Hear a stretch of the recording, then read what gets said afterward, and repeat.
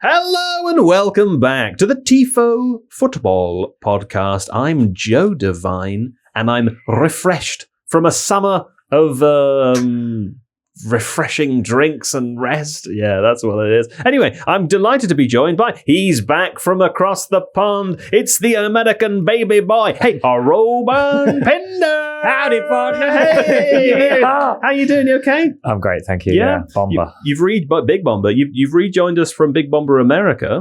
How was it over there? Very American, very hot. Yeah, really enjoyable. Yeah, had a great time. Thank you. Best bit? Watching Portugal get knocked out in Dallas. Pretty funny. Ronaldo did a cry. Yes, absolutely. Well, welcome back. Anyway, we're joined by one of the data boys. It's Thom, also back from America, I should say, but to less acclaim because we didn't feel your absence in the same way. It's Thom Harris. Oh, thanks for that, Jack. Oh, what a rude start to the show. We had a kickabout in New York, actually. Did you? Yeah, we did. What, you kicked each other? Mm-hmm. Yeah, we just, kickboxing. No. Is there somewhere to play football in New York City? Along there's a Riverside Park. There's just loads of AstroTurf pitches. Oh, that's nice. Yeah. Who won? Well, Reuben, we played Crossbar Challenge and Reuben kind of ruined it for us because he got 3 in a row to start with. Right. 2. And we were just all like, okay. How about that? I watched a social video yesterday of Johnny Wilkinson just throwing a rugby ball behind him and hitting the bar of a rugby goal post. Yeah. I don't know what you call it. I saw that as well. It reminded again. Me of the David Beckham one hitting a bin on a beach, and I was like, is this doctored? Is this real? It seemed real to me. Yeah. You know, how about that? Rugby, anyway, so speaking of seeming real to me, he wasn't here before. He is here now. It's Jon Mackenzie. There he is. And you're holding a book, John. Yeah, I thought you'd say something. No, you haven't said anything. Would you like to hold up the front cover of that book? Yeah? It's here. Yeah, there it is. It's The Spectre of Pep, the how Guardiola haunts modern football tactic. This is John's book. We've been talking about it for a long time. We've got a hard copy of it here. And will you hold it up one more time? I showed this to a friend of mine who met you once. And he said, I don't remember him looking like that. And I said, that's Pep Guardiola. But 2 bald men, you'll be forgiven not a football for getting person, confused. His friend. No, he wasn't a footballer. Not so. When does it come out, John? Very soon? Yeah, August the 20th. August the 20th.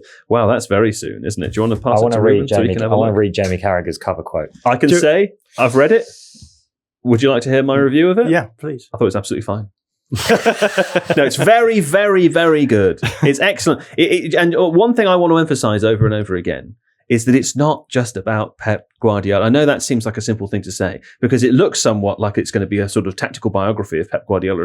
It's about all modern football. In fact, one of my favourite bits was about Jurgen Klopp. There's a lovely bit about De Zerbi in it as well. It is essential reading, as Jamie Carragher says. And Carl Anka. I was just about to say 2 people have used the word essential. I think it's essential. I mean, if you're a certain type of person. So my dad is ill in bed at the moment. Oh, really? Which is the only condition that would force him, I think, to read my book. Right. So he's read the intro. And he said, he messaged me just as we were recording. What did he say? Hey, John, just read the intro. Right. You're a great writer. Oh. I understood it. It drew me in, and I look forward to the rest. So there you go. This is a man who doesn't care at all about Pep Guardiola, and he's interested. Well, do you know my wife read it alongside me as well, and she had to say she doesn't know anything about football or care about it, and she said she enjoyed it. There you go. But just to be clear, I wouldn't suggest reading it if you don't like football. I actually wouldn't suggest. It's quite about football, isn't it? Yeah. No acknowledgement section in which. Yeah, there is. Is there? Yeah. I couldn't find it. Yeah, it's in there. It's sort of, anyway, you can read it. I'll acknowledge it later. Read it in your own time. But seriously, you should pre-order this or order it when it comes out. Or just, get the audiobook, which is voiced by someone very, very cool with a great voice. Bomber Stephen Fry. No, it's me. It's me. Now, there we go. Anyway, welcome back. Thank you. Right, what did we talk about? Oh, also Steve Hankey's here. Bomba! There he is. Our Bomber Steve Hankey return. We didn't have him for the World Cup, of course. Now, for new people listening, there's a bit in the podcast today where I introduce Steve Hankey because maybe you joined us during the World Cup. You might not know how annoying this man is. You'll soon know. Now, what did we talk about on today's show? Well, we start with a huge story. It's a very long show, we should say, because we've been off for a couple of weeks and there were many things to talk about. So maybe it could be a record length. We talk about, it's disappeared. You deleted it. We said it was annoying, so I thought I might as well actually be annoying. Yeah, you were acting out an annoying character. I like that. Now, what did we do? We started with FIFA and a week that Gianni Infantino probably wishes that he could start all over again. What a hilarious scandal that is. Then we play a rondo, a simple rondo, but with critical Bomba! After the rondo, we talk about transfers. We start with Vinicius Jr. to Arsenal as a maybe, and John's inherent snobbishness towards the service industry becomes apparent. Right, Steve? Now, that's right, isn't it? Because the word hierarchy was mentioned, and I just want to say it wasn't me. It was Jon Mackenzie. Famous author Jon Mackenzie hates the poor. Now, what else? We move on to a side who spent a lot more than Arsenal so far. That's Spurs, of course. Will they sign a fully stuffed pastry or a hand grenade? We discuss and say the word bomber a lot. We say it a lot. Bomber. Bomber. Then we talk about old people transfers as clubs start treating transfers like fine wines. Old people transfers is very funny to me. Newcastle have a new manager, but how? Right, Steve. Yes, but what about how? We talk about what happened there. Oh, incidentally, Seb's here as well. He's here at the beginning to help us talk about FIFA, and then he comes back at the end again to help us talk about Matthias Jaissle. I forgot how to say his name. Jaissle. Matthias Jaissle, who's the German coach who's now taking over. Jaissle. I'm pretty sure that through the course of the podcast, your pronunciation of him shifts wildly. It's just one of those names. It's going to take me a few weeks. Yeah. German names are really fun to say Germanly. Yeah. Like Bastian Schweinsteiger. It's a great name. I'm really looking forward to hearing the many different versions of that we get. He's got from a really the punditocracy. He's got a really deep voice as well. Whenever you see him speak, it's like surprisingly deep. He also looks a little bit. He's got a little bit of the Rubens about him. His hair. Really? Yeah, like I was scrolling through Twitter and he saw him, and I was like, oh, he had like the black roll top, and I was like, oh, that's a bit. A little bit Reuben. Yeah. A little bit Reuben. I'll wear my roll neck and my trench coat and get a clipboard and go as him to and Halloween. Speaking a really deep voice. Yeah. Well, there we go. I think that's it. That was the show. Did I miss anything? 9 indeed. Well, there we go. In which case, I shall say nothing else.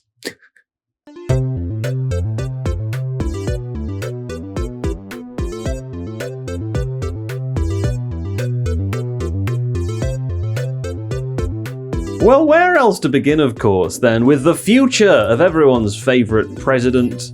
It's Gianni Infantino, the FIFA president. He's suddenly my favourite president. Now, this week saw the potential beginning of his end.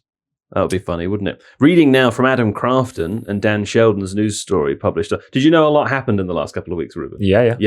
I'm reading from this news story. Okay. Adam Crafton, Dan Sheldon. This was published on Saturday, the 1st of August. Important to say, I feel like, because I'm worried that after 45 minutes, this podcast will be out of date. Maybe more things may have happened. But here we go. FIFA and Gianni Infantino have performed a dramatic U-turn. I love when a U-turn is dramatic. On his plot to sell a stake in commercial and event operations after widespread condemnation. That's a hard word to read, isn't it? Condemnation of his plans. In a statement late on Friday night, the under fire FIFA president said, now this is one of the greatest quotes of all time. I have to say, it's a fantastic quote. Having listened carefully to all the views, it's become clear that the project has created divisions of a nature that, regardless of the level of support, are no longer in the interest of the objective set out in the first place. Now, you tell me, is that not the best way to win an argument with your spouse? That is such a fantastic. It doesn't matter what happened. It's clear that based on your response to what happened, it's now no longer possible for me to even though I'm very, very, very right, it's probably best we don't do it. Exactly, because your reaction to how right I am is very, very wrong. Now, the plan, of course, because if people have taken a holiday like me, they might not know, the plan was to create a new subsidiary called FIFA Forward Enterprise, very exciting name, under which commercial operations and events like the World Cup would be consolidated, and then sell a 21% stake of that subsidiary to a venture capital firm called Thrive. Get this, that was owned by Joshua Kushner, yes, the brother of Donald Trump's son-in-law, Jared Kushner.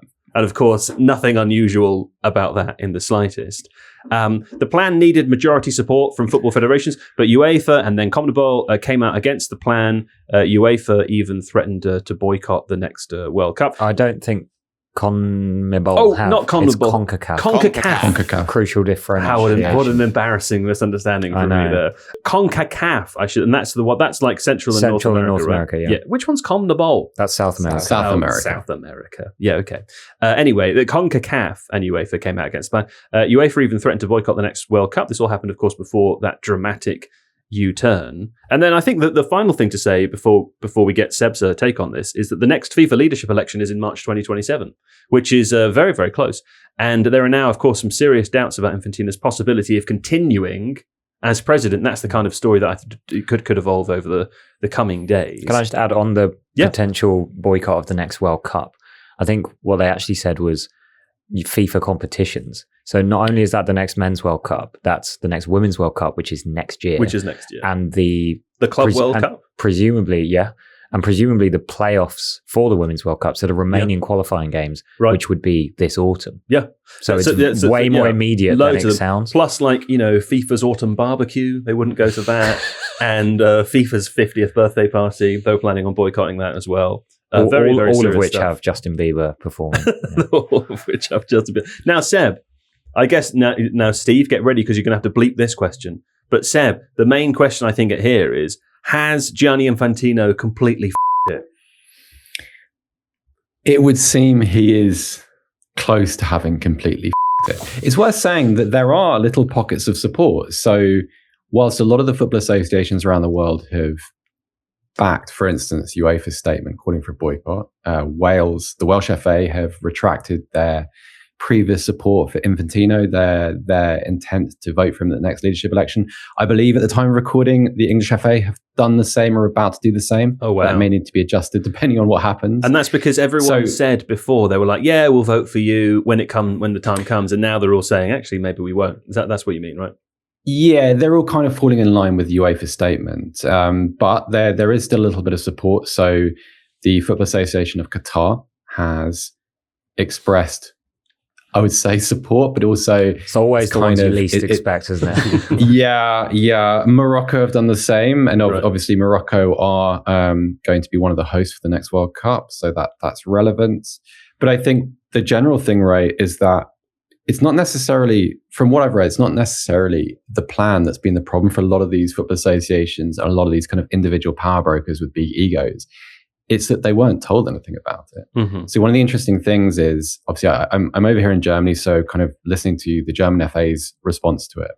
And Bernd Niendorf, who's the president of the DFB, which is the German FA, he's also a member of the FIFA Council, which is the rebranded, people remember the executive committee, right? Executive committee under Blatter, which was so notorious.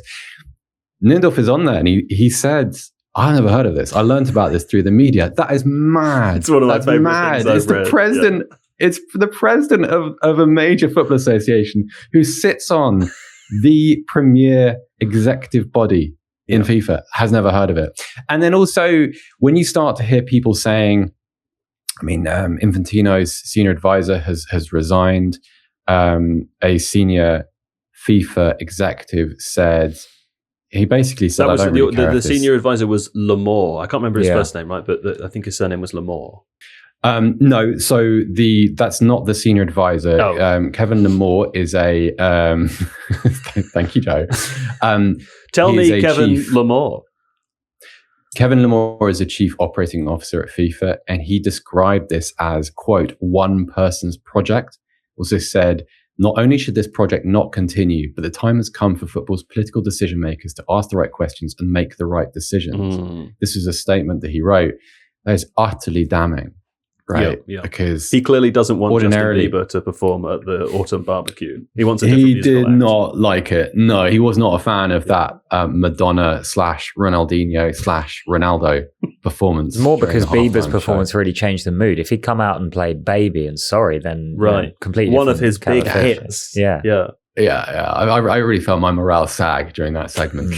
But it's very, very difficult. Also, so much of the criticism, Joe, is personal, and it's about the nature of doing business rather than the plan itself, right? So if there was a problem with the plan, you could feasibly, it's unrealistic, but for the sake of argument, you could say, right, this wasn't a hit, let's take it back to committee stage. But the problem here is there hasn't been a committee stage. There hasn't been the proper consultation. People, even though, as we've reported, this has been under production for at least a year. Well, I was going to say, like, one of my other favorite quotes, I can't remember who to attribute it to, which is terrible, I know, but I remember reading somewhere somebody saying, it's clear based on the report that I've now seen that people have been talking about this. This has been serious work for a year, 18 months. So the notion that we haven't seen it to this stage makes it clear that it was deliberately obfuscated. Exactly that. I mean, and also, listen, if you go back to Gianni Infantino's beginnings as FIFA president, he was really elected on a mandate of transparency and being the sort of the antidote to what came before, being the kind of the anti-Sepp Blatter. And clearly, and I think UEFA said this in their own statement, clearly that hasn't happened. This is not transparency. This is, as you say, obfuscation. These processes are hugely opaque.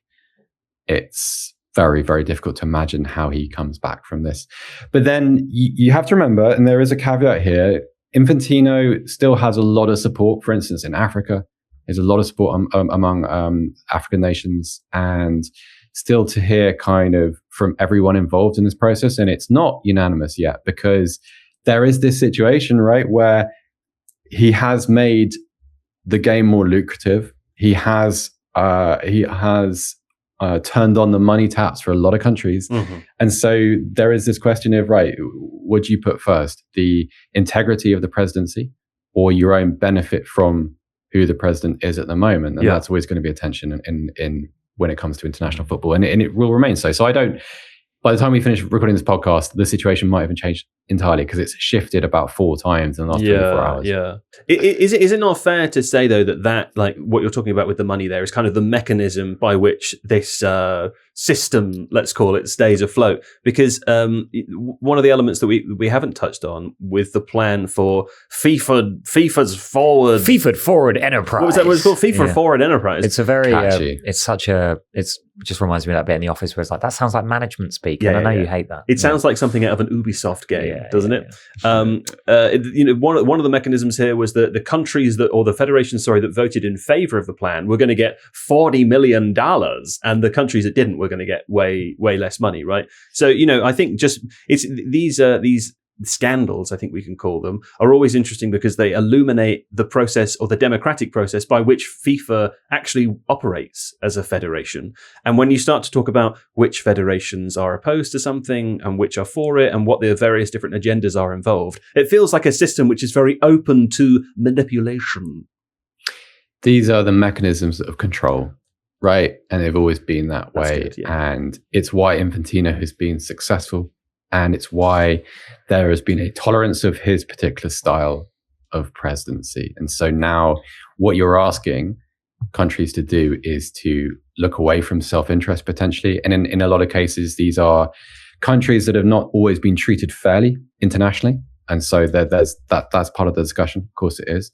But then you have a betterment of the process argument there as well. So it's really difficult to know what happens next. What I'd say, and I've written this already for The Athletic, is I think it's time to look at the office of the presidency and how we actually run FIFA, because to put so much power in the hands of one person feels like a mistake. Because if you speak to people who dealt with young Gianni Infantino, they would note a change in the last 10 years in the person. They would say that, having so much power and authority and being adjacent to so many very powerful people is going to change somebody. And I think that's probably true for just about anybody. And so I've never heard that before. There is no, but if you were to put anyone in that role, is it for the betterment of the game? I don't think so. So maybe that has to be a change. I think I could do it. One other thing I think we should mention here as it relates to this story, my favorite part, is that there are various critics of the plan obviously were suggesting theories as to why this might be the case. Now, I'm reading from an article published on The Athletic. This was the inside story of the whole week, Adam Kraft and other contributors as well. Here's a paragraph. It says, UEFA has accused him being Gianni Infantino, of, quote, using our sport to enrich themselves and their friends.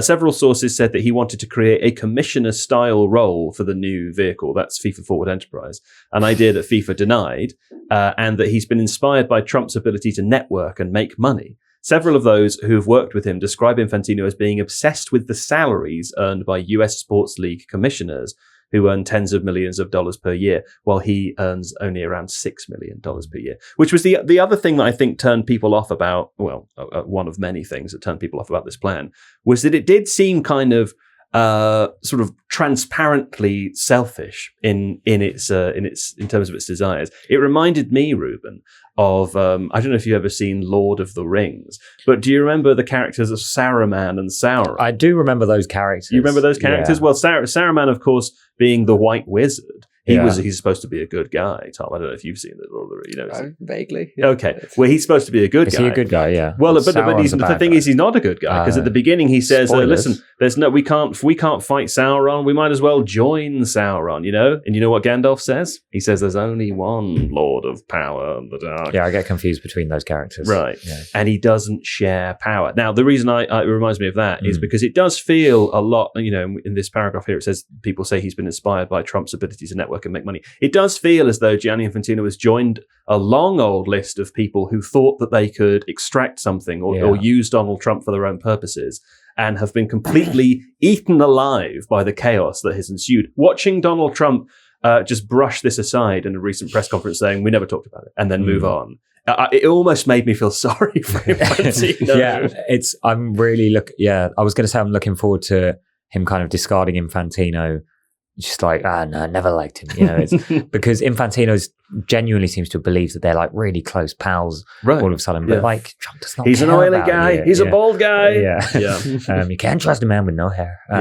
But it seems you can trust men with no hair. I'm going to fight back about that. Speaking of which, John's we're trustworthy. We're loyal. Like John and I, like we're. You can't trust a man who wears a wig. That's definitely true. But I was going to say, like, Infantino's, as Seb wrote in his excellent column about this being his Icarus moment, his like arrogance of keeping this so secretive and thinking that it would just pass seems to have been a blessing in disguise for us and the world of football, because that's what's tripped it up, not the absurd, unfair nature of the plan. It's how it was delivered, like you've already said, which kind of reminds me of like how the Super League was just like sprung on everybody, and that's why it got protested into all the clubs folding. It's really important to add the context here, because this is just the latest in a succession of moments, of unilateral moments from Gianni Infantino. So some are not serious, some are very serious. If you look back at the World Cup, so decision to have AVA breaks in the middle of each half, that is an Infantino idea that he's just done. And it was not something that was kind of done by committee. There's no evidence. FIFA Pro, the players union, have denied being consulted about that. Then there was the halftime show. It can't be, the halftime break in the middle of a game is 15 minutes. FIFA said, well, it's not going to be any longer than I think 22 minutes. Ends up being close to half an hour. We'll do it because Gianni Infantino wants to do it, right? Ticket prices. Then ticket prices, Balogun, Ronaldo before the World Cup, right? It's just, I think this is a good idea. Therefore, it is a good idea and we're going to do it. Rather than kind of, you can criticize a lot of FIFA's decisions in the past, but it was more FIFA acting as a group of people that made wrong decisions, quote unquote, than it is just someone thinking, right, well, I'm going to make all of these decisions outside of committee, which is problematic. And then, of course, this is the most serious. And I think it's also, if you think back to UEFA President Alexander Ceferin's response to Infantino being late for that FIFA Congress last year, when he was, I think, 3 hours late because he was doing something with Trump or whatever in the Middle East. And he turned up 4 hours late and UEFA just left. Yeah. Accusing him of chasing private political interests at the cost of, their own schedule. And so it feels as if people have almost been waiting for this moment with Infantino to kind of make the point about that unilateral behavior. And clearly he's given them this. And included in our reporting, I think it was in the article written by Adam Crafton, James Horncastle and Megan Faringa, this seems to have come out because Infantino couldn't help but sort of talk about it with very, very rich people at the World Cup. There we go.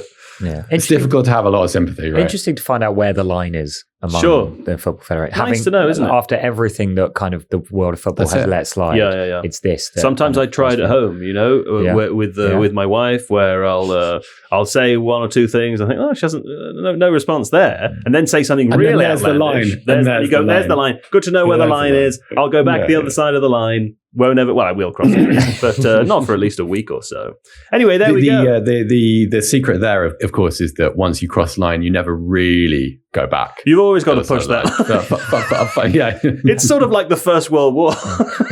It's trench warfare. Anyway, we probably shouldn't go deeper into this, although she'll never listen. Hey, thanks, Seb. Now, let's have a quick break, and then we'll play a rondo.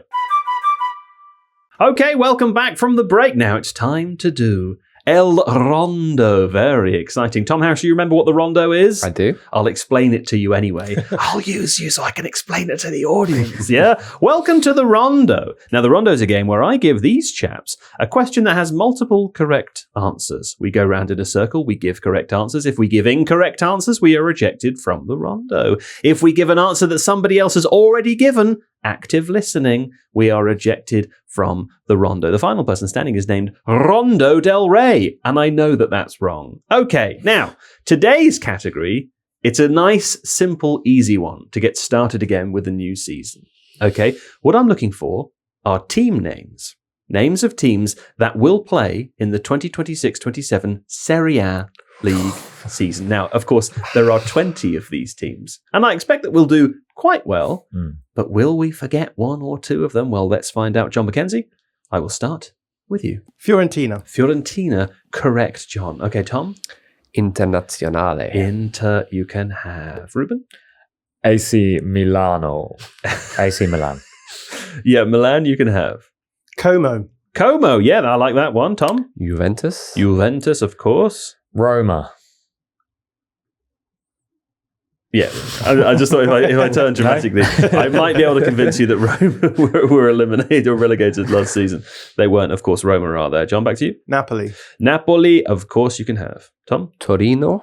Yes, Torino are there. Lazio, yeah. I do them all in my best Horncastle voice. I thought you were doing our Sean Connery. No, Lazio. Genoa. Genoa, I do. She's there. Hey, that's awful. Tom? Pisa. I think they were promoted. Really? They were not. Well, I mean... I went early on that one. Let me just double check. You just leant the wrong way there. He's back. No, unless they've got a different name. That is embarrassing. No, they are not there. Let me just... I'll just completely confirm that they're... I flew into Pisa last season when we went to Fiorentina. Pisa are in Serie B, unfortunately. I thought I'd get a niche one out of the way and then I got it wrong. So. Sorry about that, Tom. Right, you're out of the rondo. I'll go for the obvious ones first. Yeah, Reuben? Bologna. In fact, it's a good... Yeah, they're in there. It's a good strategy because also you want to get rid of the obvious ones because the other people know them. If you think Pisa's good, save it in your back pocket and lose later. John? We haven't said Juventus yet. Huh? So I'll say Juventus. We have said Juventus. Have we? Yes. Active listening. Very poor on your behalf. Tom said it. Now, okay, I thought we'd get further than naming just 11 of them. I mean, I can name more. If you want to keep going, I can name more. Really? Well, no, because you're wrong. The problem is to name them without making a mistake. That's the issue. I'm wondering, Joe, if we ever give Tom a debutante's grace, because that might he's done a rondo before, but that might have come in after he debuted. No, you only get a debutante's grace if it's your first rondo. Okay. We know Tom well. Okay, yes. We shouldn't patronise Tom with the second debutante's grace. That would be embarrassing for Tom Harris. He wouldn't want that. Okay, Reuben, if you can get this answer correct, you will be named Rondo Del Rey. So I want to do a fun one. Right. But I'm not sure. I think they might have gone. Play the game like a winner. Can I please have Udinese? You can. Yes. You can have Udinese. Well done to Reuben Pinder. All right, John, if you can name the rest of the 8. The remaining 8. You just said you could name them all if we wanted to keep going. I could give you more names. No. Give me the final 8 without any mistakes. Here we go. Hellas Verona. No, you're out of it already. You're immediately out of it. Now, here's the names that you could have had. Tom, do you want to go with this? Lecce, yes. Should have said them earlier. I should have said them earlier. I had another one. It's gone already. There's 7 more. 7 more. Would you like a clue? You know all of the teams. I was going to, because I wanted to do Vardy's team, but I thought they might have gone down. Cremonese were relegated because Vardy was there.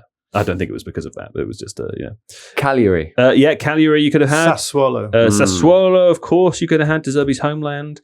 Parma, Venezia, who were promoted. You said Venezia. Yeah. Monza, Also, Great banking card. the great banking card, Frosinone, I nearly said that. and of course, Atalanta.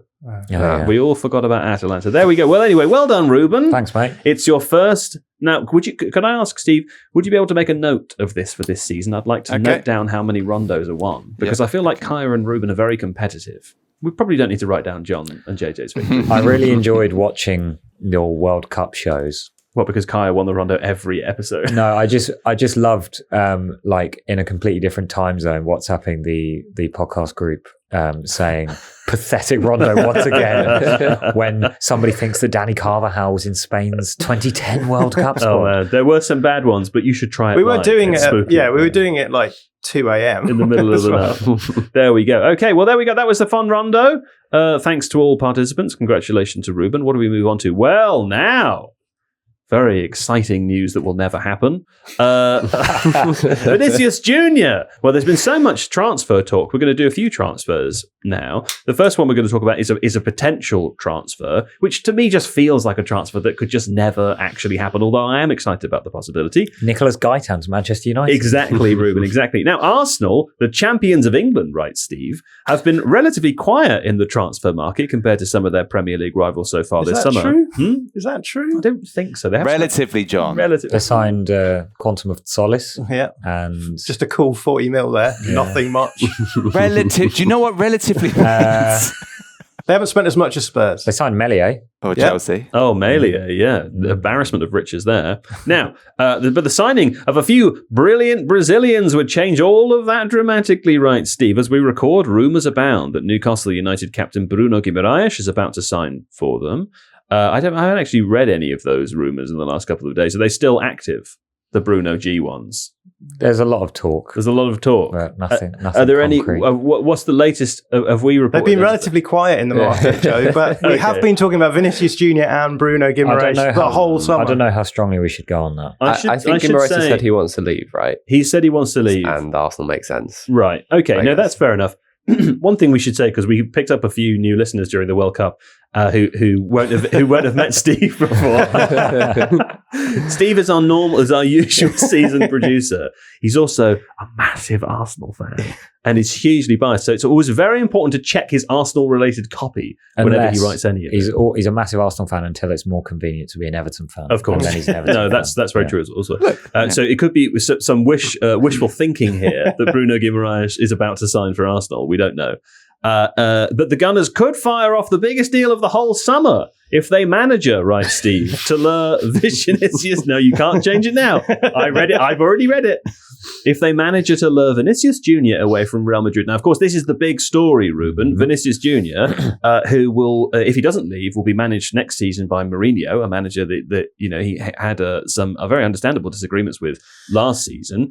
Real Madrid also in the market for Yan Diomande, who plays in the same position, essentially, that Vinicius Jr. does. So in some senses, it does make a lot of sense that Vinicius Jr. might leave, although to all reports as it stands, it's far from clear, isn't it? Yeah, it still seems like interest rather than like proper negotiations or anything. Yeah, we can confirm very active interest on Arsenal's part. Yeah, but it's the other side. As David Ornstein said, from top to bottom of the club, they're all on board. Sure. That it would be great. Top to bottom. So From the top tea to lady bottom. is like well into Are you it. saying the tea lady would be the bottom of the club? No, very obviously offensive, somewhere in very between. misogynistic of you. Okay, Who else? Who else could be the bottom of your hierarchy, John? I don't know. Goodness me! Oh, the cleaners are the cleaners at the bottom of the hierarchy. Right there. Yeah. Well, Who relative else? to the owners, From I suppose, Exco to Arteta, and presumably the playing squad. Let's take a little detour here, though. I was actually meaning what the role? tea lady is at the top of the club. Right there at the top. What role? Misogynistic at a of you football to say club- it's a woman Yeah. making the tea. Let's assume that you could create some kind of hierarchy of importance, okay? What role, in terms of a job, is the least important job at a football club? And that includes everyone, everything. I feel Everyone like and everything. Third choice goalkeeper. Third choice goal. No, I quite like that. Quite like that. Throwing us under the bus a little bit. No, just don't say something that would put you underneath a bus. Okay. What about like Meslier is the least important person at Arsenal.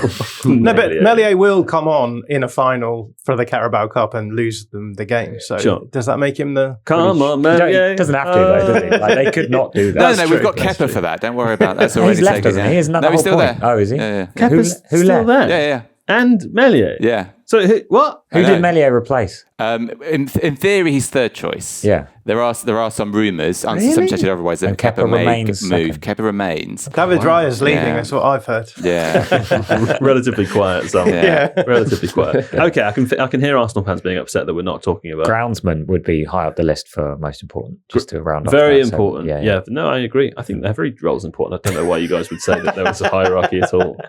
I don't know. It's just I'm actually offended. Yeah. by From the top to notion. bottom, Top though. to bottom. They From left to right, I think. It's just a circle, isn't it? Yeah, yeah, Everyone's from- on the edge of a circle. From circle. Yeah. Anyway, Mourinho likes Vinicius Jr. Sure. Apparently, according to the What We're Hearing article on The Athletic, which Yeah. did surprise me given the what you referred to happening in the Champions League last season. sure. However, the situation of Real Madrid for Vinicius, he's got a year left. His camp, as the industry likes Sure. to say, want a lot of money, and they don't seem that far off in terms of salary Yeah. demands. The crucial factor seems to be a renewal bonus, Right. because obviously when Mbappe joined from PSG, it was on a free transfer. Yeah. So that gave him power to negotiate a massive signing on fee. Sure. And Which Vinicius Jr. could get next season if he were if he to went somewhere else, for finish his free, contract yeah. and go somewhere else for free. So I think they're trying to get that out of Real Madrid, but it would be quite unprecedented of Real Madrid to agree to give anybody that. Sure. And they don't want to disrupt the kind of wage structure Sure. even more than they already have with the egos that exist at the club, right? Because then next summer you get Jude Bellingham saying double my salary because X, Y, Z. Similarly, if he were to move to Arsenal, then by the sounds of it, by everything we're hearing, it would be similarly unprecedented in terms of the cost to the club. Well, they've been very kind of careful in how they've incrementally increased the kind of range of money that they spend on players, right? In the summer when they signed Ben White, even he was a little bit above the kind of 30, 40 million range that they were going for. Sure. And then Rice obviously created a new benchmark or whatever. The Rice paradigm, they call it. Yeah. No one calls it that. It would be quite fun if they did, though. But obviously, it's one of those exceptional circumstances where he would be a complete game changer in terms of last season. Their attack looked not quite as penetrative as you'd want it to be, and I think the word is blunt. Blunt at times, yeah. And we know that players like Saka are running on fumes quite a lot of the time, and you want more goals, more creativity, and if that comes at the expense of a little bit of pressing, then you'll have to find ways of managing that on the pitch. But at Real Madrid, it feels a little bit like when Neymar decided he had to leave to go to PSG, to leave Barcelona to go to PSG to be a star. Vinicius and Mbappe have coexisted for 2 seasons now, and it's kind of worked, but Mbappe's clearly the main guy, and Vinicius probably doesn't love that, which is why I think the reporting seems to suggest that if he can get what he wants out of Real Madrid, he's happy to stay. He's also quite open to the idea of playing for Arsenal. That's what the reporting seems to imply. Tom Harris, the possibility of Bruno Guimaraes and Vinicius Jr. joining the Premier League champions, it's mouth-watering, isn't it? I mean, it does feel as though it would, on the one hand, bolster further what is already a very physical and defensively secure team, and on the other hand, could potentially be a unique unicorn-style answer to the bluntness of their attack that Reuben was just talking about. Do you like it? I like it a lot, yeah. And Arsenal, they're in a position of strength. They need to, I think, make a statement and bring these players in if they can do. And the thing is with Bruno Guimaraes is that he is so good under pressure. He just throws himself into situations where there are players on him and he'll try and get out of that. That's something that Arsenal, obviously they do have in Declan Rice and Martin Zubimendi, but it just takes a little bit of pressure off Zubimendi, I think, to always be that first receiver from the build-up.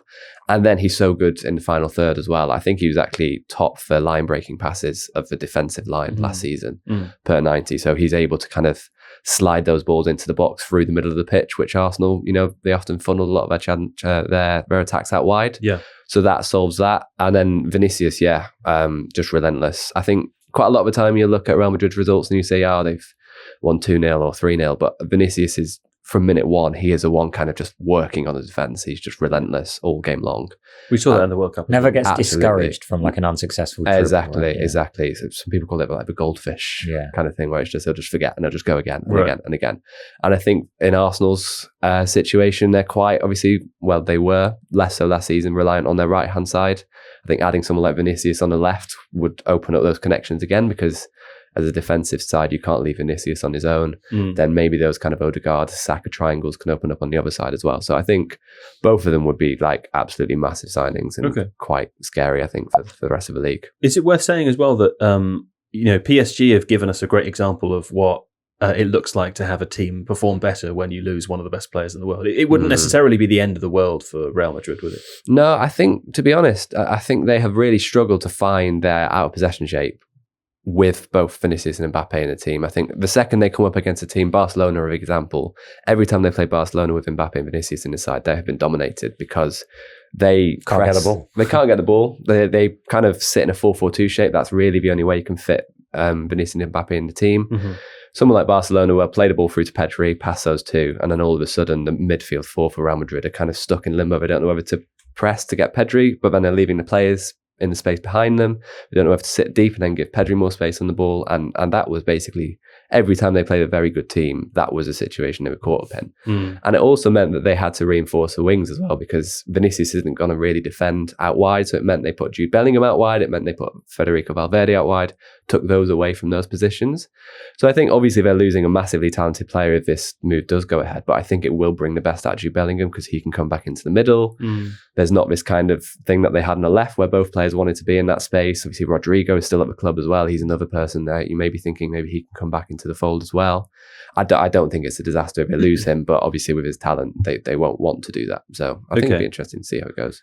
John, I'm giving you the tougher ask here, just perhaps the element of it that Arsenal fans might not want to hear. Let's assume that the miracle does happen and this all goes ahead. Something that strikes me is that Arteta has asked a lot from his wide players.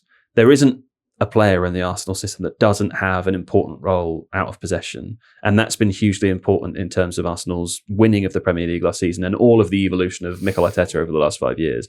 What does an Arsenal team look like that brings in a player like Vinicius Jr, who I think we know isn't going to contribute out of possession in the same way that Martinelli and Leo Trossard will? Yeah, I think it's worth saying, couching this answer in the admission that I think that Vinicius is the kind of player you just get and make work. Right. So I don't think the question should be, should Arsenal not go for Vinicius Jr because he's not going to offer as much out of possession, which we can discuss. There's arguments to be had about whether he will or won't. So that's the starting point for me. Is the question should be, you get Vinicius Jr. and work then the question later. What does your out of possession approach look like? But does it do you think? Let's just assume for a second that he doesn't offer us anywhere near as much out of possession, or he's maybe not willing to, or he says my game is being ready for attacking moments. Based on what we know about how Arsenal play now, and what we know about the domino effect of these sorts of things, how different could that make Arsenal next season to the team we just watched? I think that's the right question, because it will change it, right? And that's, for me, the issue isn't we've got to try and have the same output out of possession as we've always had. How do you make Vinicius fit in? Yeah. And get that. I think you just have to accept you won't be able to play the same way that they've played if you've got Vinicius in the team. And then the question is, what's the overall approach that you take then? Because the way that a lot of the way that a lot of the Champions League elite teams are going now is man to man across the pitch. Do you feel as though you could play Vinicius in that kind of system, or will his lack of tracking back become an issue there? That's one question. The other option is, and I think the reality is you just can't really sit in mid blocks anymore without players covering space. Every player covering space. Yeah. Which then means, are we going to see Arsenal maybe just sitting deeper? I mean, Arsenal, I think, have got progressively more passive out of possession in the last few seasons. Do we just see Arsenal not committing at all? Yeah. And almost playing not low block and counter, but just being a team that's going to lean into where we've got all of these players that we've got now who are good in transition moments. We've got Gyökeres, we've got Eze, we've now got Vinicius. They've got the physical advantage. Yeah, exactly. And so, you know, there's an argument to be made that Arsenal could shift into that maybe a bit more passive out of possession, not giving up the space and then attacking at moments as well. Yeah. I think this is the really interesting question about Arsenal this season if they get Vinicius Jr, because it will result in changes. And I think you can make the argument that Arsenal lent too much into out of possession control in previous seasons. Part of the reason why their attack was blunt in the last few seasons is because they didn't want to give anything up out of possession. And I think, you know, it's fine to play that way. The problem is that we've talked about it a lot. You're always at risk of variance, I think, because you're reducing the amount of goals in games, and then that means that you can have some seasons like 24-25 when Arsenal weren't scoring at quite the same rate as of set piece goals, and also they got hit by injuries, they got hit by a few refereeing decisions, and then that put them outside of the title race. There, you can still win the league. They did it last season, but I think what they need to do now is to develop. I think to have a play style where they're taking variance out of the equation a little bit more. You put someone like Vinicius Jr in, and you say, yeah, okay, we're not going to be quite as tight out of possession, but we're going to score more goals. And the balance. Football is a relative game, right? It's always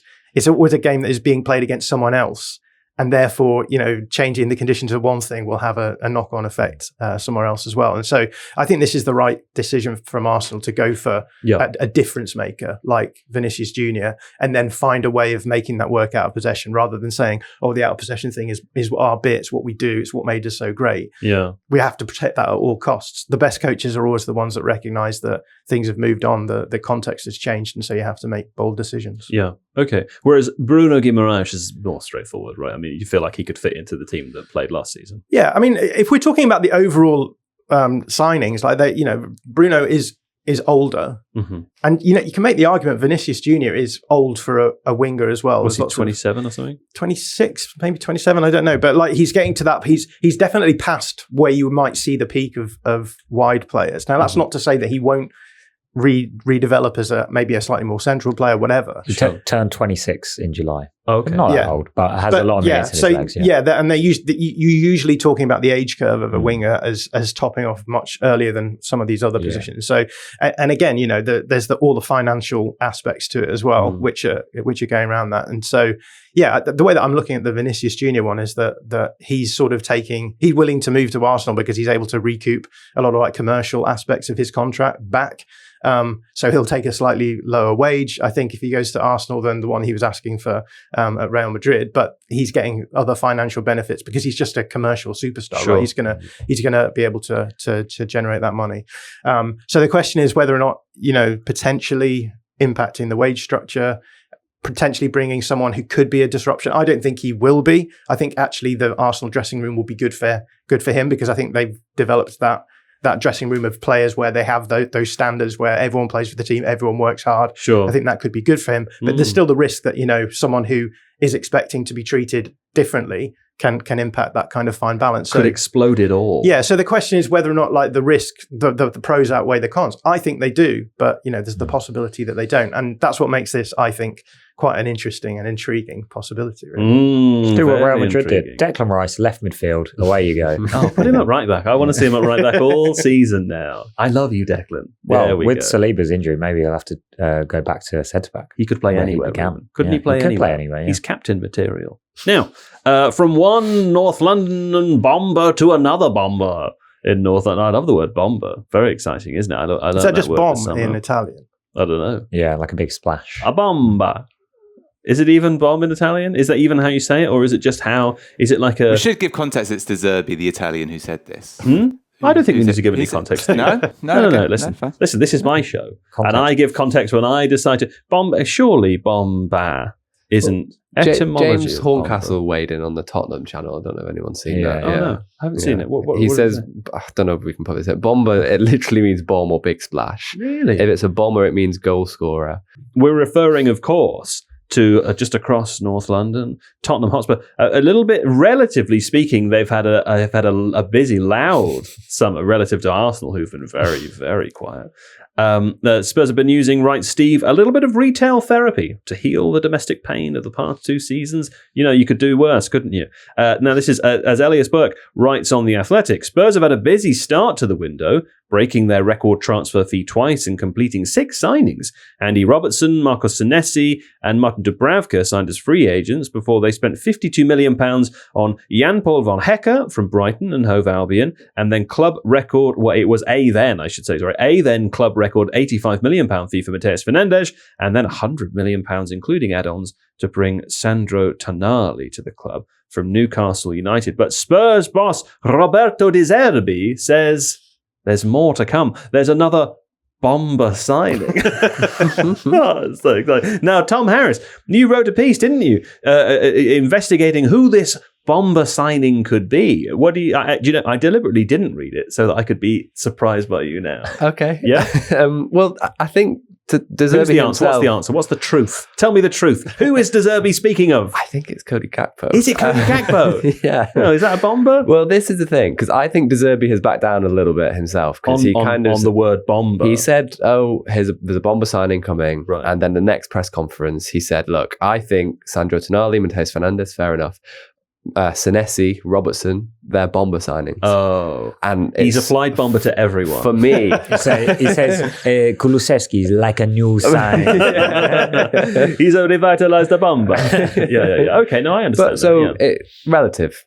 Right. Yeah, it's like when you go around the office and you point at everyone, you say, you're all legends, but really there's only 1 or 2. There's no hierarchy at the club. No. Everyone is as It's important. left to right. Yeah, exactly. Equal bomber. Equal bomber. Okay, But Cody Gakpo, huh? a top player for Tottenham and what Tottenham need. And, Sure. I think, obviously, when fans hear that bomber, they think, wow, it's going to be Vinicius Jr. But, for De Zerbi, it's probably somebody who just, fulfills the tactical needs. Yeah. That, adds a little bit of difference here, there, and, and I think that's what it's going to be. I think it's going to be someone probably a bit younger than, somebody who can grow into a role. Yeah. Somebody who, I think, if they're looking at the front line, which is what he's kind of referring to, out on the wing, number 10, a striker, it'll be somebody with a little bit of end product, because I think Tottenham do have a lot of very technically gifted wide players. I'm thinking Tell and Odobert, but I think they're just missing a little bit of, goals and assists, explosivity in the final third. So there were a few options. There was Chanuzun came up very well in our data search, plays for Eintracht Frankfurt. Right. Quite similar to Nico Paz, who plays for Como, but I don't think he's going to leave Como. So Bomber. players like that, where it's, they could make a difference. Say some more names so I can say bomber. Well, Bradley Barcola. Bomber. He would be a bomber. I mean, genuine bomber. Genuine bomber. Genuine bomber. Who else we got? Abde Azalzouli. Bomber.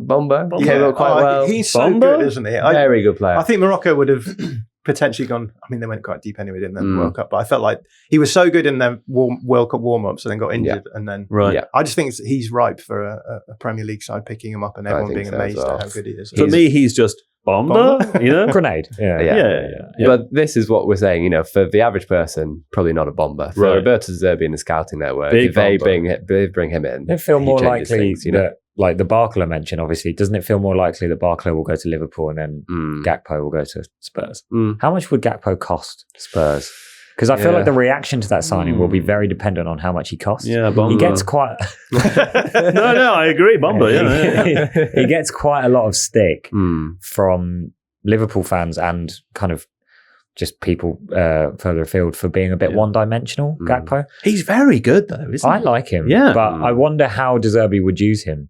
Like, for the he could tactically minded. play like as a 9 as well when all of their strikers get injured. I think Would he be he's like perfect dropping false 9, or would he be the running in behind? Yeah, winger? he's just the wide guy who you finishes put out to in runs and get the ball to. Yeah. I think that would be the idea.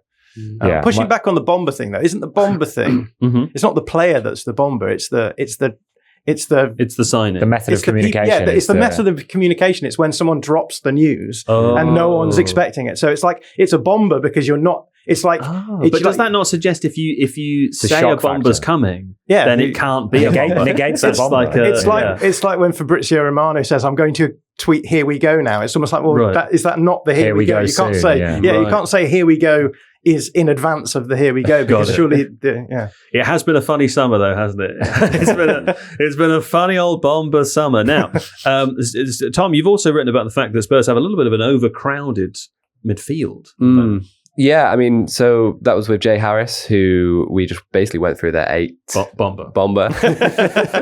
Love that guy. We just went through their eight midfielders, just kind of had a look how they all fit together. What are those midfielders' names? This is what I mean. There are a lot. I mean, off the top of my head, Sandro Tonali, Matheus Fernandes, the Bombas at the kind of, and they probably will play in deep midfield. But then you've got Rodrigo Bentancur. Bomber. The quieter you say it, you know. Yeah. Pat Matsar is still around. I like him. Bentancur surely feels very over the hill now. Yeah, and I think the big debate is Lucas Bergvall. Bomber. Do you know? I got the most rigged I was all summer. You messaged me. I saw a fake tweet that was linking Lucas Bergvall to Sunderland. I was so excited. I saw that as well. I sent it to John, and I who was it? Sunderland. Was it someone pretending to be David Ornstein? Yeah, it was someone pretending to be, and he was linked with Sunderland, and you went, "Oh, I'm going to be a Sunderland fan." I was really excited, and then 5 minutes later, when I realised it wasn't true, I was like, "Oh, I'm not going to be a Sunderland fan." I'm pretty sure that tweet said 52 mil. It said 52 million. I was like, yeah, it was a very believable sum of money. People have got very good at replicating David's unique writing style in his tweets. Yeah. So it gave me pause for thought over the weekend that David will never be able to change his profile photo on his social media because it's such a recognizable part of his brand. You stop scrolling when you see it. Right, but what happens when he gets, because that photo's 10 years old now, right? What happens when he gets to 50? Or to 60? Does he have to keep... He doesn't age. No, I know. That is one true thing He'll about him. look the same at 50. It's incredible. He must sleep in a sarcophagus or something. He really must. But I have thought at some point he's going to have to update the profile photo or be accused of being one of those people who, someone said this to me. A listener to our show, tried to add me on LinkedIn. They sent me a premium in LinkedIn message that said, well, that photo's a bit young. I was like, it's LinkedIn! And then I changed it out of fear that I felt like I was trying to masquerade as a young man. My LinkedIn photo is so out of date. He's got a full head of hair on LinkedIn. You got a full head of hair. You got to change that. Because what if someone hires you on the basis that you have a full head of hair and then you arrive a bald man? That Pantene sponsorship will come in and then there'll be... And then the crew of Catfish UK walk in. Deceived this employer. That's actually the one element of workplace discrimination. It's omitted. It's fine. You can't ask about age or gender or anything, but you can ask about baldness. Yeah, exactly. There we go. Bomber. Now, anyway, I think that's... Anyone got anything else to say about Spurs? Other than can't wait to see them play. What was the point about the overcrowded midfield? They're going to have to sell.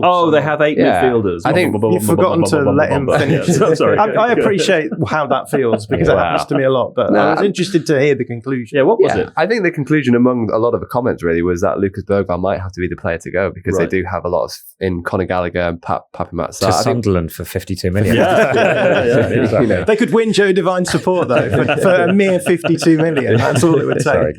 But I think that was it basically because they do have a lot of players who can box to box kind of cut attacks out, kind of contribute in both thirds, and he's probably the one which, despite his age and despite the fact that he probably can develop, he is a little bit similar to some of the other two. We should sign him. I just worry, replace Will Hughes. We'll never know the difference.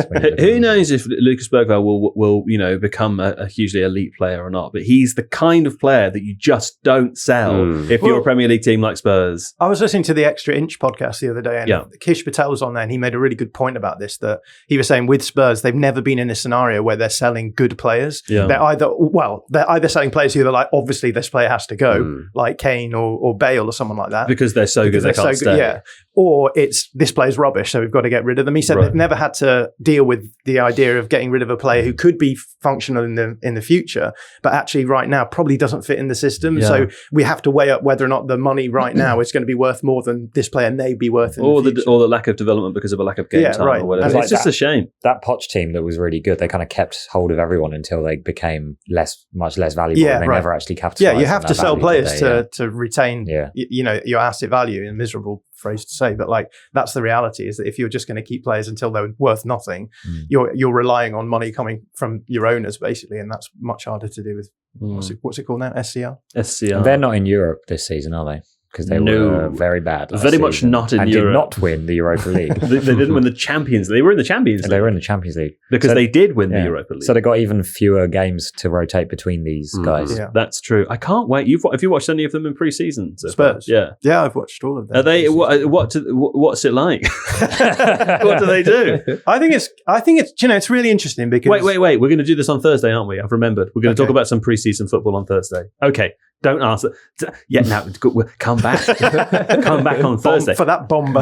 For that bomber. Let's have a quick break for the bomber of your analysis of days old pre-season. You're the guy who's throwing bombers around with wild abandon. Everything's a bomber. Everything's a bomber. Let's have a quick bomber advertising break, and when we come back, we'll talk about some bomber elders.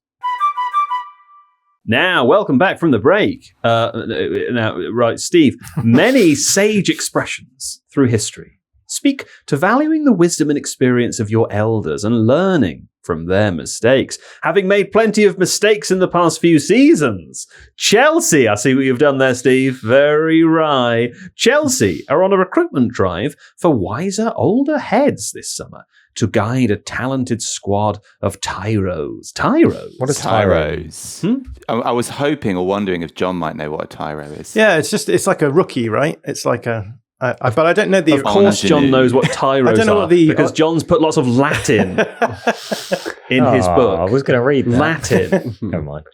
How many horrible anuses do I have to read about? You're going to have to teach... How do I say that? Horribilis... Anus horribilis? Yeah, just say Is that it? Annus horribilis. Anus horribilis? Something like that. Oh, man. There's so much Latin in here. Does that mean a shit year?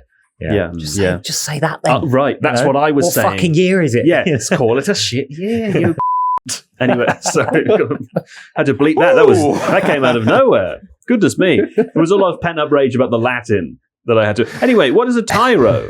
Yeah, like an ingenue, a rookie, young, talented player. Oh, a tyro is an ingenue. Yeah. Excellent, good to know. Well, that's solved that then. He wore shorts and long socks and a flat cap to school. You have to... this is how he speaks. That's true, that is another thing. What is the etymological root of tyro, Steve? I'll find it. It feels Greek rather than Latin. It is Greek, for sure. But beyond that, I'm really scrabbling here. The word tyro... It's a flatbread with chips in it. ...comes from medieval Latin. Chicken. Yeah. Comes from medieval Latin and Latin, meaning a young soldier, new recruit, or a beginner. Its word's origins in classical Latin derived from the Latin word tyro, meaning a newly enlisted or young soldier, and by extension a novice. Its ultimate origin further back in ancient languages remains unknown. Oh, unknown. There you go. How about that? Well, there you go. Anyway, tyros. That's right. This has been kind of weird, hasn't it? Who wants to talk about this? Tom, John, Reuben? Any takers on old people transfers? Does it feel a bit like overcorrection, maybe? Maybe. It does feel a little bit like that, doesn't it? The Henderson one specifically, he's just not going to play, surely. Like, he's played, was it 20 starts for Brentford, 10 sub appearances? Felt about right. But sure. Maybe when he left Liverpool and made that ill-fated move to Al Ettifaq, that would have been a good time for a team like this to sign a player like that, maybe. But now it feels like he can contribute so... maybe this is harsh. It sounds like he can contribute so little on the pitch. I don't know if you've heard he's very funny, though. I have. I watched Morgan Rogers and Jude Bellingham's interview with the England channel during the World Cup, and they were waxing lyrical about his presence and everything. Which prompted me to read Simon Hughes' piece on The Athletic about what is the enduring appeal of Jordan Henderson. What did you say it was? Well, it opens with an anecdote about his time at Sunderland. Right. When the under-21 side lose to a non-league team, and Roy Keane, then manager, absolutely furious, as you may shock you to hear. So he speaks to the under-21s and he like locks the door and says, which of you think that you're actually going to make it? And a lot of them kind of like shy away and just take the bollocking. And whereas Henderson stands up and says, "Oh yeah, I will." Right. And which surprised me because it reminded me that many years later, when Henderson was taken to the Euros in 2021, but if you remember, had lost his place in the team to Calvin Phillips, John's favourite midfielder. Yeah. Roy Keane was doing his whole shtick of like, well, when people say he's good to have around a place, what does that mean? Does he do card tricks? It was like, you are the manager that gave him his big break because of his personality, kind of, because he then promoted him to the first team and stuff. But yeah, players seem to love him. I just think maybe it's a little bit too far in one direction. Welbeck, though, it's a little bit like having a partner who's like a drug-taking raver and then breaking up and then marrying a civil servant who lives in Sussex. Do you know what I mean? It's like like you didn't need to get married. You could have just like gone out with them for a little bit instead of getting married. And now you're crocheting in the evening. Do you know what I mean? Or like having a baby to save. It's like, no, don't. Like there's a middle ground between ecstasy and crocheting. Is what I'm saying. I don't. Who's who? Oh, Jordan Henderson is the civil servant. No. Chelsea's the protagonist, and they've gone from taking illegal drugs and all night raving with these young people that they've found. I can't remember any of their names. Estevao, let's say. This is a metaphor, by the way. And now they're by marrying Jordan Henderson, they're marrying someone who works in the transport department. They're watching Countdown with Jordan Henderson supposed to be the fun one. Well, no. Listen, he's meant to be. Some people can be funny living in Sussex. It's possible. But no civil servant has ever been funny. So. Living in Sussex. It's a flawed metaphor. It is a flawed metaphor. Also, I reckon Welbeck. loads of people in the civil service are taking drugs. Oh my God. On the basis of the bloody country, am I right? Still a metaphor, right? It's still a metaphor. We're still in a metaphor. So, as well as it being a metaphor. Anyway, Danny Welbeck's moved to Chelsea. He's 35. Jordan Henderson also going to potentially... It hasn't actually happened yet, has it? The Jordan Henderson one? Has it happened? The club have not tweeted the announcement, but they have with Welbeck, which I do think is different despite the fact that they're only a year apart in age, because Welbeck spent most of his 20s injured and then most of his 30s fit and playing really well for Brighton. So I can understand the Welbeck one, especially because last season... I know we're meant to do intelligent analysis. Liam Delap was pretty shit for Chelsea last season. Yeah. And Welbeck will be that kind of big physical, lead the line striker that might allow... With plenty of big club expliance. Man United and Arsenal, right? Yeah. To push back a little bit, I think that it's... You thought Liam Delap had a great season. Thought Liam Delap was great. I love the fact that someone had a massive cardboard cutout of his head in the pre-season friendly that they just played. And then later he was pictured holding the head, which I thought was even better. No, I agree with you in terms of like the playing, obviously the playing side of things. But one of the things that I think is becoming abundantly clear is you need to have people around the place who raise the standards. So would you not like just to on hear, the pitch, but off it as well? Xabi Alonso has a quote on this in an interview with Simon Johnson of The Athletic. He says, you need the right balance of personalities, of maturity stages, of players in their early 20s, early 30s and in between, players in different stages of their careers, he explains. There's not a formula for that, but there's a feeling for it. And I agree, and I'm just kind of posing one point of view. Yeah. I just wonder whether they could have, the diagnosis is correct. I wonder whether they could have done it with different signings a bit better. But we spoke loads on the Athletic FC YouTube channel show last season about Chelsea's like discipline issues and how connected that is to the average age in their squad. So you're right. Yeah. Okay. I think another aspect of it as well is that for a long time, I think clubs are obsessed with signing youth. And Connor O'Neill, one of our colleagues, spoke to Billy Bean last year, Bomber. who is a couple of bombers right there. Yeah, definitely. Yeah. And he was kind of saying in this interview, he said, look, the reason that the Oakland A's, obviously who he improved massively, went for young players wasn't because they were young, it was because they were cheap. I think the issue is now that football has kind of gone the other way, and they go for young players because they're young and they've got obviously a chance to develop. But I think as a result, we've started to undervalue older players because, instantly we kind of think 30-year-olds. Oh, he's 26 over now. The hill, But and coupled with that is the fact that professional footballers nowadays are, fitter. They can go for longer, more generally. I think the data, Connor's working on a piece at the moment, and I think the data is generally pointing to the fact that players are playing for longer. Obviously, there are exceptions where players are playing too much, too young. But someone like Granit Xhaka, for example, we saw at Sunderland last season, he played basically the full season and was absolutely excellent. So and was linked to Chelsea. Chelsea tried to get him, right? Exactly. But I think, I think there is a bit of revisionism kind of going on at the moment. But the thing is with Chelsea is that they generally have a finger on the pulse, but they just go so extreme that it really draws attention to the fact that, they are kind of thinking this way. I think in a dressing room like Chelsea, where everyone is really young, you need someone like Jordan Henderson, just even in training, to be like, come on, guys, sort yourselves out. You want to work hard. You want those guys who are on the training ground who are taking it seriously, despite the fact that, like we've said, they're not going to play. Jordan Henderson is not going to play a huge amount. But as a 36-year-old... Back in my day, we're a SNES. Not these PlayStations you have now. That's what I'm doing. He's not from Yorkshire.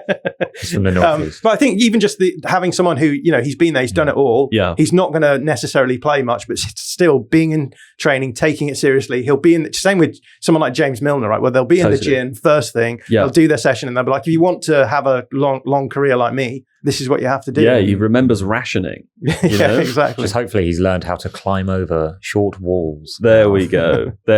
Now, that's right, of course. Is he recovered? I hope so. It was funny, wasn't it, at the World Cup, watching him hang around, full kit, bib on, named on the subs bench with a cast on it. That's true. His commitment to the funny bit, very appropriate. You have to say, very admirable. Now, from old people transfers to Howe has gone? I don't know. That doesn't work at all. People managers. Speaking of people from the northeast. Speaking of people because Eddie Howe is from the not. northeast. Yes. Eddie Howe also. Eddie Howe from the south coast. Anyway, Newcastle United, they have a new manager. We're going to talk in a moment about the 38-year-old German Matthias Jaissle. Seb's going to rejoin us to do that. What a fun name. But first, Eddie Howe. Eddie Howe gone. After 5 years, multiple Champions League campaigns and a first trophy for 70 years, Eddie Howe has stepped down as head coach of Newcastle United, lured by the promise of investment from the Magpies' new owners 5 years ago. Initial success on Tyneside has seemingly given way to a succession of sales of Newcastle's top talent in recent summers. Now, it's interesting timing with Eddie Howe, Reuben Pinder. It is. Because it felt as though if there was a lot of talk last season about could we be approaching the end of his tenure? He's been there for a long time. Maybe it feels as though we're at that point in the improvement curve where it's not really on an upwards trajectory anymore.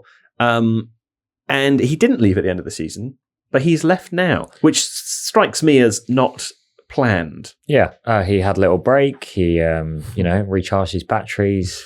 He went back to Newcastle day one and thought, can't be arsed with it. Gazumped by Leeds. Yeah, James I'm sure. It's like I've had enough. I'm done. I'm sure you guys can relate to coming back to work after a breakaway. This again. I jest, but I mean, that is kind of how it seems to have gone because as David Ornstein said, in a video on The Athletic, they were planning the 26-27 season with him in charge. Yeah. And then he just had a change of heart. Right. So, conveniently, Newcastle were able to prize a manager away from a club in Saudi Arabia. Don't know how they managed that. But I can understand Eddie Howe with the trajectory of the club, which people will hear me talk about in about 5 minutes' time. Right. How they kind of had early successes, early momentum, and it's kind of plateaued out, financial constraints, all that jazz. I can understand why he's gone. Yeah. Now's the time to take a break. Tuchel's not that popular at the moment. England fans, if the Nation League goes badly, maybe I'll my vote goes to Guardiola, though. I think he said no to Italy because he's holding out for England. That's what I truly believe. That's what I believe. Now, Eddie Howe, though, Tom Harris, Eddie Howe, bomber guy, of course he is, big bomber. What does this mean for the future of his very young manager still? It's hard to look at what happened with Newcastle and point specifically to him in any of these cases. I feel as though the elements where the project has gone slightly awry, if it has, don't necessarily relate to him as a coach. But what do you think about his future as a manager? It's an interesting one because obviously he did an incredible job over the 5 years he was there. Yeah. I do think there were times last season where they just looked a bit exhausted, Newcastle, and there were a lot of games. I mean, the Sunderland home defeat really stands out to me as, they're looking to implement this kind of aggressive front-footed style.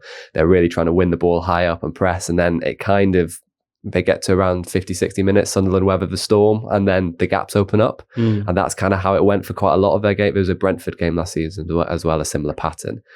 And I wonder if that paints Howe as a little bit dogmatic in terms of, he didn't really find a way to reinvent his play style when things were going wrong. Yeah.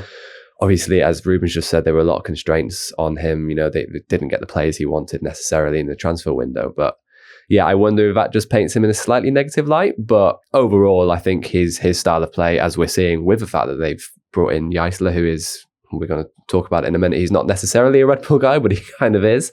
I think the Premier League is continuing to tend towards that kind of manager. And I think that does leave a place for Howe in the future. But I think, as Ruben's just alluded to, probably will want to take a bit of time off, I think, before anything happens there.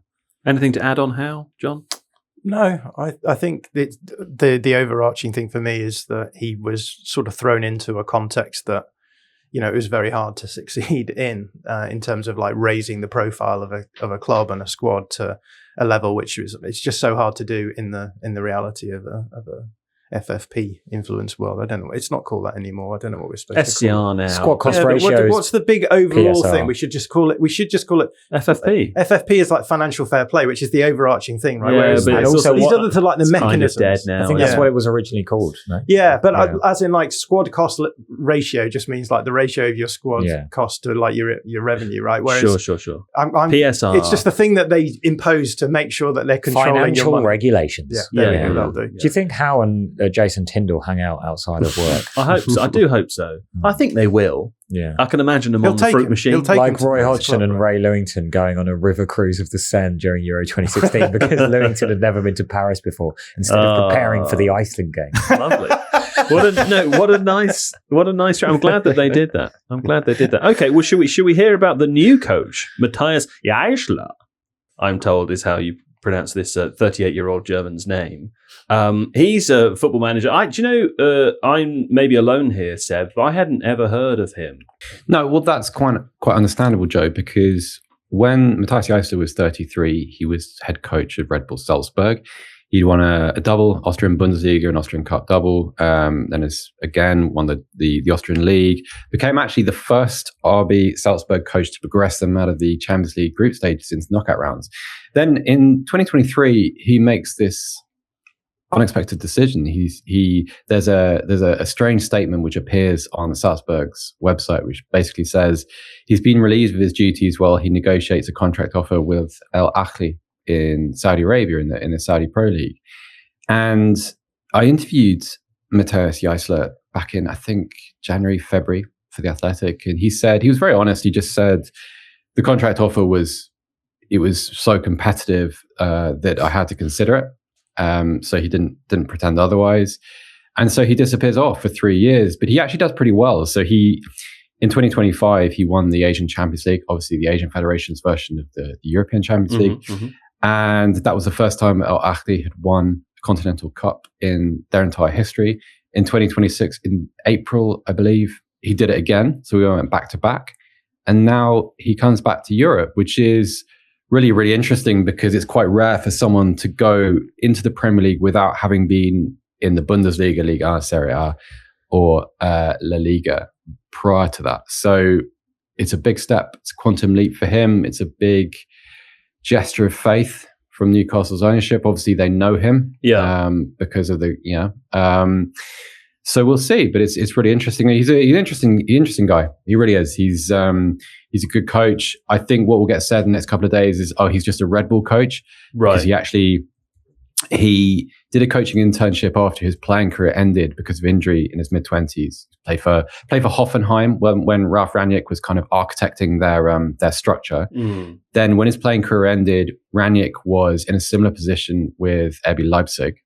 And he kind of did a coaching internship. He was Sebastian Hoeneß's assistant. Hoeneß, who's now a Stuttgart head coach. But then Hoeneß was Leipzig's under-16s coach, and Jaissle was his assistant. He spent time, he was a head coach of other Leipzig youth teams in his own right. He was assistant at Brøndby. And here he is now. I mean, when his acceleration through the Salzburg ranks was quick enough for you to miss that too, Joe, because he comes in as a youth coach and he's at Liefering, which is Salzburg's feeder club. Yeah. Bo Svensson moves to the Bundesliga, leaving Jaissle in charge of Liefering's senior side. And then Jesse Marsch, one of John's favorite coaches, Marsch, after the Erling Haaland season, when he kind of had that breakthrough in the Champions League, Marsch goes off to Leipzig. And then because he's head coach of Liefering, Jaissle is in position to move up to the senior club. And that's where he got his break when he was in his early 30s. So amazing. But yeah, not surprising that you're not that familiar with him because his acceleration through European football was pretty quick. Well, the temptation also, I guess, is to think because the Saudi Public Investment Fund own Newcastle, and that Jaissle was managing in Saudi Arabia. The temptation is to think, well, he's just like a guy that they know. Can I have a new manager, David? Yes, you can, David. Yeah, exactly. Well, exactly. And also because, as discussed, like the situation with Eddie Howe was somewhat surprising in terms of the timing. I did wonder when I read it, and I thought, I don't know who this person is. He's like, oh, he's just like a guy they know that they've brought in because they needed someone quickly, and because it was a strange time in the transfer window. I'm pleased to hear there's perhaps somewhat more to it. I mean, John, do you think Newcastle's set up for some Red Bull style success, or is it unfair? Like Seb was saying, is it unfair to just completely characterise him in that way? Yeah, I think Seb's entirely correct to say that the temptation is to just be like, oh, Red Bull, therefore Red Bull. It's a narrow 4-4-2 diamond. Yeah, right. But you've got to take into account that when he was at Al-Ahly, he had a squad of much older players. Right, we're talking like a Saudi league squad where they've got players like Frank Kessie, they've got players like Riyad Mahrez, remember him. They've got Demiral and Ibanez as centre-back. So this is a team who can't play necessarily in that Red Bull way, and he definitely adapted to the team that he had available to him. So I don't think people should expect Red Bull style, but what they should expect is a guy who's going to take the squad and try and get the best out of the players, which in Newcastle's case might tend them towards a bit more of a Red Bull style, but it's not necessarily a given. John, he made a really interesting point when I spoke to him about this. He was talking about how between his time in Austria, where in the Austrian Bundesliga, he would naturally face a lot of low blocks week to week, and the emphasis would be on breaking that down. When he'd then go and play in Europe, the situation was entirely tilted, where they were the underdog. They would have to play counter-attacking football. And then he spoke, as you've mentioned, about the challenges in Saudi Arabia with the heat, the age of the players, and how, well, you just can't create chances by high pressing. It can't be your kind of regular provider of goal scoring opportunities. And he said, whilst his tenets are very much Rangnick Bull and inspired by kind of all the influences at Red Bull, he said in the attacking phases, he wants his attacking players to have imagination. He wants them to have the agency, not to kind of follow a set of instructions and to be robots, but to be problem solvers and to adapt to the situations that come up as a game state changes. And I think that's really interesting at Newcastle, because what you've got there across an entire career is all these different approaches that he's had to use. And so you're not really importing a one-trick pony. So I'm really interested to see what happens next, because the Premier League, of course, is you can't have a single approach in the Premier League unless maybe you're Manchester City or Arsenal.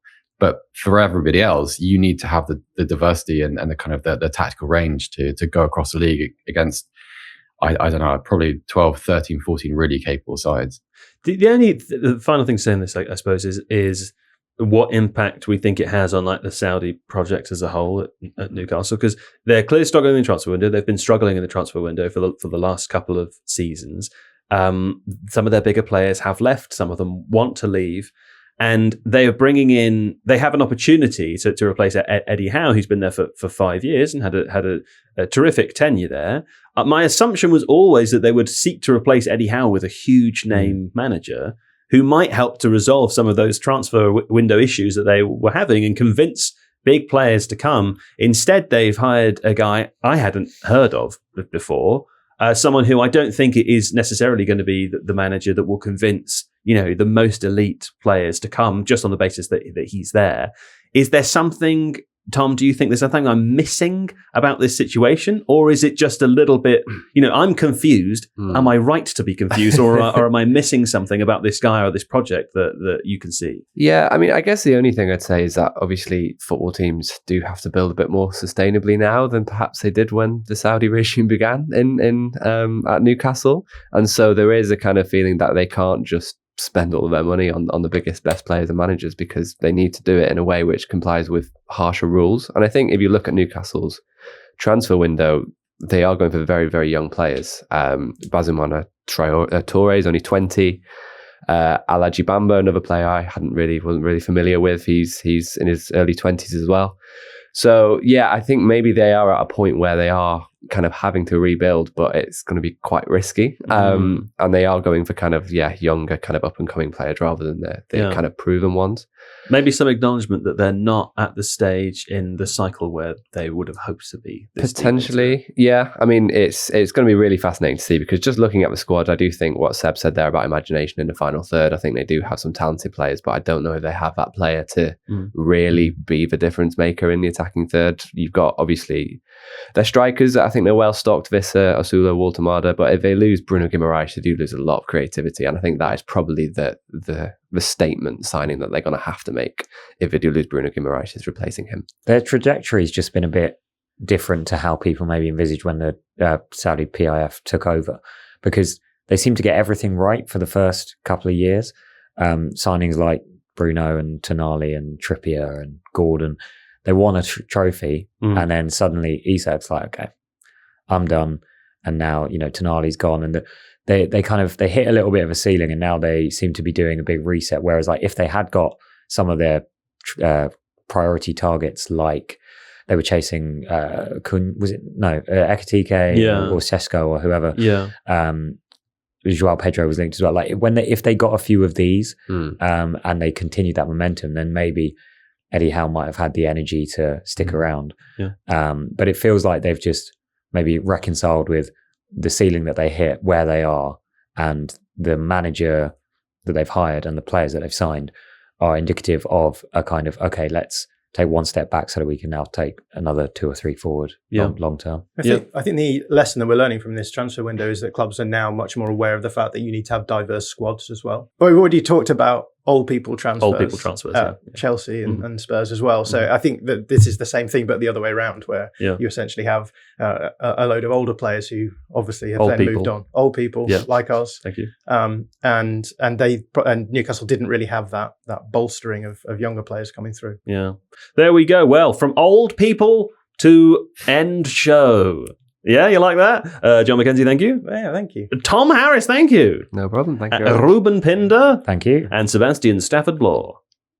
Thank you, Joe. There he is. Now, we'll be back on Thursday this week. We've got John again, we've got Colin Millar, and we've got JJ Bull. Very exciting. Look forward to that. No Ring for Analysis this week, but Ring for Analysis is back next week. And our Sunday live streams will be back when the Premier League begins again. But until then, thank you, Steve Hankey.